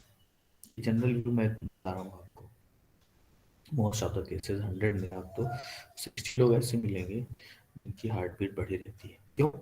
हमारी लाइफ स्टाइल ऐसी है, हमारे सोचने का तरीका ऐसा है, हमारी खाने पीने का तरीका ऐसा है कि हम उस आइडियल कंडीशन में रह ही नहीं सकते, हो ही नहीं सकते, पॉसिबल ही नहीं है। क्योंकि आज का जो इन्वायरमेंट है वो, उस एनवायरनमेंट में हम जो सरवाइव कर रहे हैं, वो एनवायरनमेंट उतना आइडियल नहीं है, उतना अच्छा नहीं है, और तो हमें बीमारी या हम उस कंडीशन में आ जाते हैं कि जब हम बीमार होने की कैटेगरी में आ ही जाते हैं। तो फिलहाल यहाँ पे देखिए कि नर्वस कंट्रोल ऑफ हार्ट है, ये एक एरिया है मेडुला ऑब्लंगेटा, इसमें कार्डियोवास्कुलर सेंटर होते हैं, और ये लगातार जो है मैसेज को रिसीव करता रहता है और मैसेज को भेजता रहता है हार्ट को कि भैया कैसे काम करना है। तो इनपुट मिलेगा कार्डियोवास्कुलर सेंटर को, कैसे मिलेगा, कॉर्टेक्स भी देगा, लिम्बिक सिस्टम भी देगा, और हाइपोथैलेमस भी देगा। मतलब ब्रेन खुद से ब्रेन को ही मैसेज देता है यानी ब्रेन का कॉर्टेक्स हिस्सा, ब्रेन का लिम्बिक सिस्टम और ब्रेन का हाइपोथैलेमस ही ब्रेन को कह रहा है कि भैया बढ़ जाओ या भैया कम हो जाओ। वो इंटरनल अरेंजमेंट है आपका। लेकिन दूसरी तरफ सेंसरी रिसेप्टर्स हैं, जो कि कीमो रिसेप्टर्स हैं आपके ब्लड में भी, बैरो रिसेप्टर्स हैं आपके हार्ट में भी। वो हार्ट हार्ट से भी मैसेज जाता है कि भैया हमें काम ज़्यादा करना है, थोड़ा अच्छा वाला मैसेज दो, ज़्यादा ज़्यादा काम करें। तो इस तरह से काम करता है आपका ये कार्डियोवास्कुलर जो सेंटर है आपका मेडुला ऑब्लंगेटा में, और मैसेज को लेता है, ब्रेन से भी लेता है, पेरिफेरी से भी लेगा, और फिर हार्ट को भेजेगा, हार्ट को मैसेज देगा कि ऐसे काम करना है, ए बी ऐसे नोट को जल्दी जल्दी बीट कराना है, ऐसे नोट को कम बीट कराना है, या जो है वो मैसेज अगर देगा तो कार्डियक एक्सेलरेशन होगा, हार्ट बीट तेज होगी, या नर्वस या नर्व सिंपैथेटिक नर्व्स के थ्रू करेगा, या उसको डिक्रीज करेगा, कार्डिया एक्सेलरेट होगा या डी एक्सेलरेट होगा। तो डिक्रीज होता है पैरासिम्पैथेटिक, इंक्रीज होता है वो सिंपैथेटिक जो है नर्व्स के थ्रू। और increase rate of spontaneous depolarisation of SA node, increase heart rate, increase contractility of atria and ventricle, increases stroke volume. इसी तरह डिक्रीज भी होगा एसए नोड। तो एक दूसरे के एंटागोनिस्टिक भी काम करते हैं, साथ साथ भी काम करते हैं, हार्मोनी में भी काम करते हैं। तो कहने का मतलब है ये जो है हार्ट का जो सिस्टम है वो सेल्फ रेगुलेटेड भी है हार्ट हमारा, और ब्रेन से भी रेगुलेटेड है। ऐसे नोड और एबी नोड जो है ब्रेन से भी रिलेटेड है और सेल्फ रेगुलेटेड भी है। एक चीज़ मैं कहना चाहूँगा कि अगर आपको हार्ट बीट मेंटेन रखनी है और अपना ब्लड प्रेशर मेंटेन रखना है, तो जो सेकेंड वाला मैसेज आ रहा है ना, यहाँ पहला वाला मैसेज जो ब्रेन से आ रहा है सीधे सीधे, और वो कहाँ से आ रहा है, कॉर्टेक्स से, लिम्बिक सिस्टम से, हाइपोथैलेमस से। अगर ब्रेन को अच्छा वाला मैसेज दे तो बढ़िया वाला कि भाई 72 बार ही धड़कना है, ज़्यादा ना धड़को, तो क्यों कैसे आएगा, वो आपकी सोच से आएगा।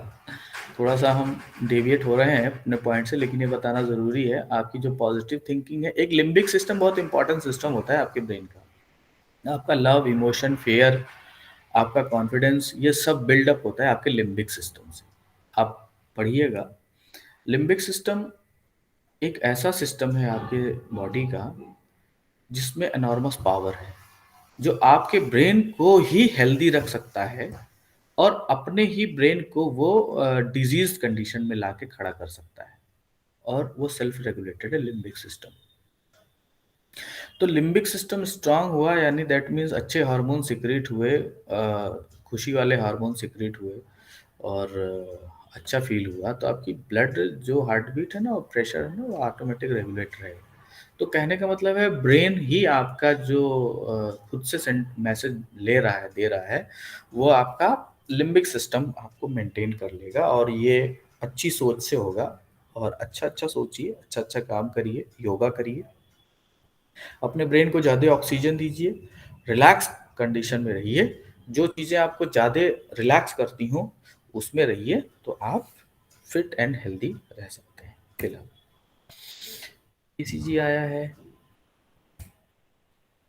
ये ECG जो भी ऐसे और एवी नोड ने फील किया मैसेज को, वो कितनी स्ट्रांग फील किया और कितना स्ट्रांग वो स्प्रेड कर रहा है मैसेज को, इसका एक जो इलेक्ट्रोकार्डियोग्राम एक ग्राफ होता है, उस ग्राफ में हम जान जाते हैं हार्ट हमारा कितना अच्छा काम कर रहा है। अगर ये वेव्स हमें अच्छी नहीं मिल रही हैं, दैट इज PQRS जो वेव्स हैं, जो कि आप इसमें देख सकते हैं, ये इंपॉर्टेंट पैरामीटर है। ये P वेव है, ये QRS कॉम्प्लेक्स है, उसके बाद ST सेगमेंट है और T, जिसमें 3 वेव्स होती हैं, एक P वेव है और एक QRS वेव है और दूसरी T वेव्स हैं। यही 3 मेन रीडिंग होती है, और उसके बीच में सेगमेंट्स होते हैं, ST सेगमेंट्स है, PR सेगमेंट्स है और ST इंटरवल। देखा जाए तो इसमें बहुत सारे मैसेज हैं, लेकिन कौन कौन से मेन मैसेज हैं उसको हम बताते हैं यहाँ पे, कि जब एट्रिया डिपोलराइज करेगा, एट्रिया डिपोलराइज यहाँ करेगा, that is P wave. P wave का मतलब कि कितना ज्यादा एट्रिया डिपोलराइज कर रहा है, डिपोलराइज का मतलब कितना तेजी से सिस्टोल हो रहा है। फिर वेव आगे की तरफ बढ़ी, पी वेव आगे की तरफ बढ़ी, दैट इज ये सेगमेंट मिला, दैट इज ये पी आर इंटरवल मिला। पहले पी वेव मिला, फिर बाद में पी आर इंटरवल। अगर डिले हुआ इसमें, मतलब ए और ए वी नोड यहाँ, सॉरी एस ए नोड यहाँ है और ए वी नोड यहाँ है, यहाँ है एस ए नोड और यहाँ है A V node. S A node जब स्ट्रांगली काम करा तो पी वेव मिली, और पी वेव के बाद मैसेज कहाँ ट्रांसफर होना है, दैट इज वो एवी नोड को होना है। तो डिले एट एवी नोड, मतलब जो एवी नोड तक मैसेज पहुंचने में जो डिले हो रहा है वो इसको दिखा रहा है, जिसको पी आर सेगमेंट बोलते हैं। एक पी वेव है और दूसरा पी आर सेगमेंट है। उसके बाद वेंट्रिकुलर डिपोलराइजेशन, ये सबसे इंपॉर्टेंट एरिया होता है आपके हार्ट का, यानी क्यू आर एस कॉम्प्लेक्स सबसे इंपॉर्टेंट कॉम्प्लेक्स है। यहाँ पे क्या है कि वेंट्रिकुलर डिपोलराइजेशन होता है, मतलब सिस्टोल होगा, वेंट्रिकुलर सिस्टोल होगा। कितनी स्ट्रांगली ये होता है, वो मैसेज बहुत तेजी से और बहुत फ्रैक्शन ऑफ द सेकंड्स में ये मैसेज को ट्रांसफर कर दिया जाता है। क्यू आर एस कॉम्प्लेक्स इसको बोलते हैं, ठीक है। तो Q R S complex important है, वेंट्रिकुलर होता है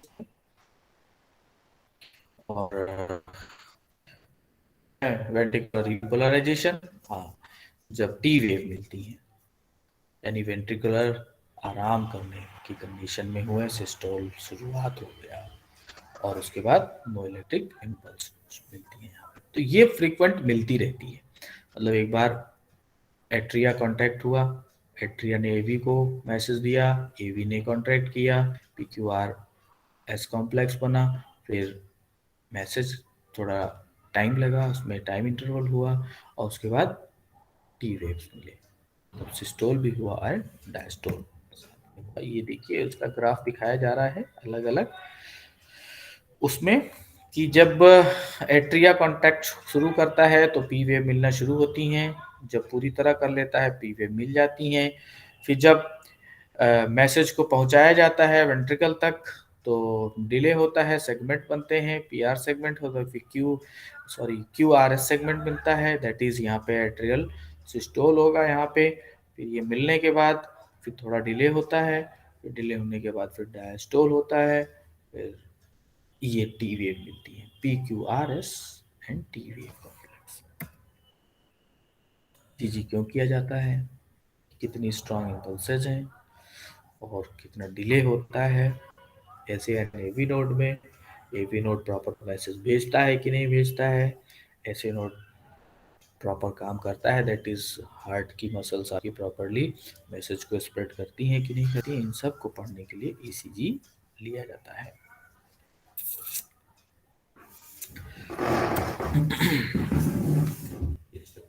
ब्लड प्रेशर, आपका systolic and diastolic blood pressure 120/80 है, systolic blood pressure 120 and diastolic blood pressure 80। यहाँ पे आप एक्सक्यूज मी सर, हाँ सर हम लोग की आरएम की लिंक भी आ गई है सर 2 बजे से।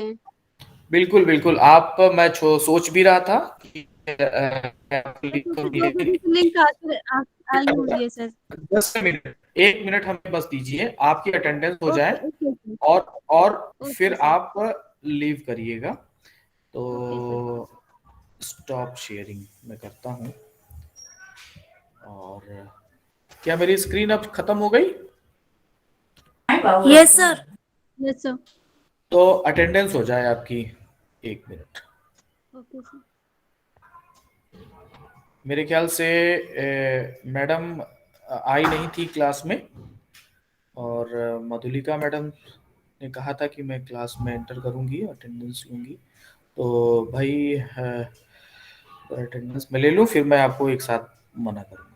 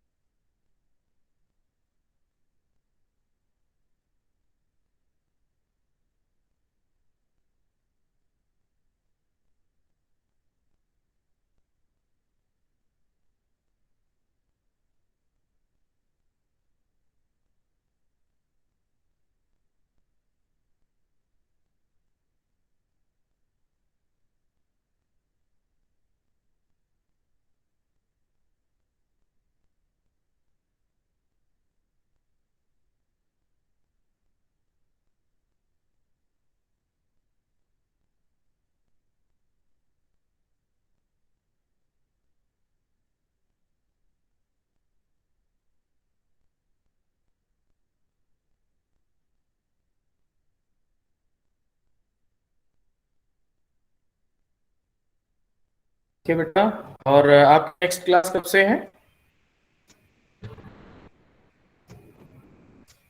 सर 2 सर बजे से स्टार्ट हो स्टार्ट चुकी है।